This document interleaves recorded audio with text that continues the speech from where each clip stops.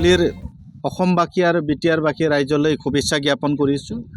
হোলীৰ ৰঙেৰে আমাৰ বিটিআৰবাসী আৰু অসমবাসীয়ে যাতে ভৱিষ্যতত উজ্জ্বল হওক, এই অঞ্চলৰ সকলো জাতি জনগোষ্ঠী শান্তি সম্প্ৰীতি আৰু ঐক্যতাৰে আমি একেটা বান্ধোনেৰে জীয়াই থাকিব পাৰোঁ, তাকে কামনা কৰি আজি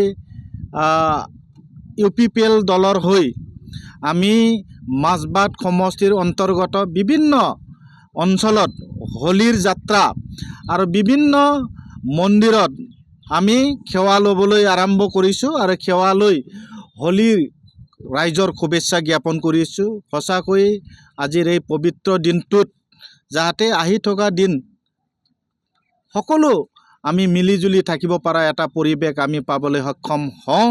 গতিকে মই আজিৰ এই দিনটোত সকলোকে শুভেচ্ছা জ্ঞাপন কৰিছোঁ। Thank U.